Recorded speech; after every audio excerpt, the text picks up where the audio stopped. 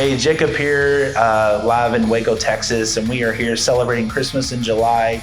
We are with the cast and crew with He Rules the World. He Rules the World is a rock-style Broadway story of the Nativity and just a story in the birth of Christ.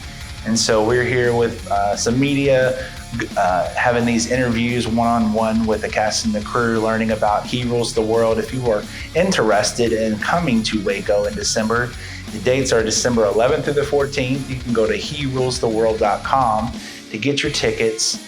And please support this amazing event that Waco is hosting here at the Hippodrome Theater here in Waco. And so herulestheworld.com is where you can get your tickets. And Merry Christmas. So we're going to get into these interviews. I got to sit down with Peter and Jen, the heart behind He Rules the World. We talk about the purpose and the plan for He Rules the World and their desire for what people get out of this. We also talk with David, and he is just a fascinating man. He's got a history in Broadway. He was Phantom in Phantom of the Opera and so many other roles. We talk with him, and then Celia and Alex, we get to talk with them. They're performers as well. And so check out these interviews. Well, David, thank you so much for taking a few moments and chatting with me. Oh, my pleasure. My pleasure. So He Rules the World. Tell us what attracted you to this project. Well, I had a theater background for years and years before that. And the theater aspect of telling the story, arguably the greatest story ever told, really caught me. Mm-hmm. Then I heard the music. As soon as I heard the music combined with the story that was being told, it hooked me. I said, where do I sign? Yeah. And it's such an immersive thing. It immerses the audience in this story that everybody thinks they know, right? Or everybody is familiar with it, but it puts it in a way where it makes you familiar with it again, right? In a different way. It takes all of these aspects of theater, the band on stage, the singers on stage, the smoke, the lights, and then the animation. It's a full multimedia experience. And that's what, I've never done a show like this. Yeah. So it's great. What do you think sets this one apart from other shows? Obviously, you're the famous Phantom from Phantom of the Opera. Yes. What's different about this one? Well, compared to like a Phantom or a Les Mis and Phantom, they use huge props. Sure. Huge stage. It's a spectacle. This is a spectacle in a different way and kind of a minimalist way. We're using lights, we're using actors, we're using all of it, but it pinpoints the story a little bit more when you don't have as much stuff to look at as far as the sets. Sure. It keeps the person focused on the story, written to literally ancient hymns, right, that are conceived in a different way, which makes the people snap up and listen. I know that melody, but it doesn't sound like the song, right? When you have that, like, and when I'm standing on stage, it's a mixture of a concert and a story. You're entertaining the crowd like you would in a Christian concert or a regular concert, right? But you're also a character. I'm Joseph. Yeah. So I have to be Joseph when I'm on there, but I have to reach the audience in a way that it's one-on-one. Sure. So how did you prepare for this role?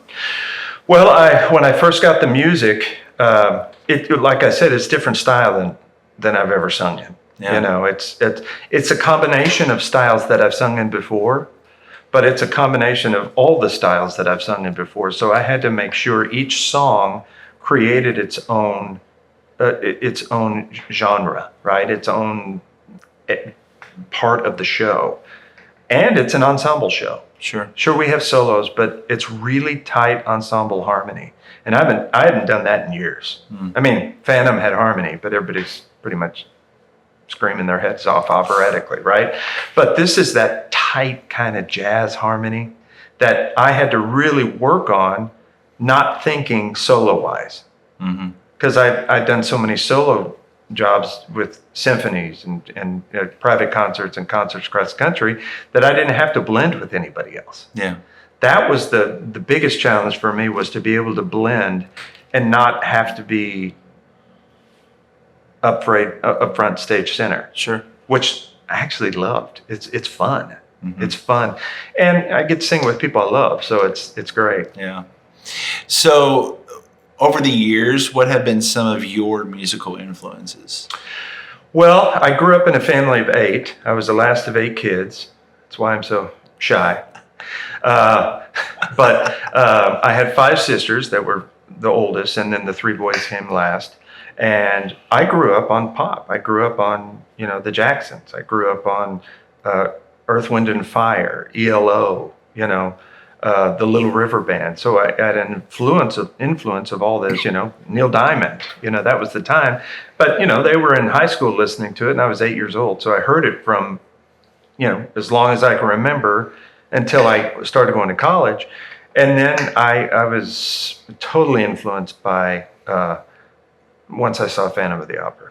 I mean, it was a great story. I saw Phantom of the Opera in '89, and I was a business major at Texas Tech. As soon as I saw that show, I switched and became a music major, so I could be the Phantom of the Opera. Yeah. So I had a single goal in mind. But all of those combined, the influences of the different styles of music really have made me a good rounded performer. Yeah. So you are one of the co-producers, correct? yes. Okay. Yes. What were some of the challenges getting this together? Was there any challenges? Well, my part of the producing was to find the singing talent, mostly, right? And still, and Instagram, and spread the word on Instagram and social media. But the hardest part is to find, when you're listening to the songs, to find the right voice, but you also have to find the right type of person. Mm-hmm. You have to find the type that you could say, I could see that person as Mary. Sure. I could see that person as an angel or as a shepherd, right? Because they'll play different roles all the way through the show. So to find someone that can do all of those different things together in one person, that was the biggest challenge.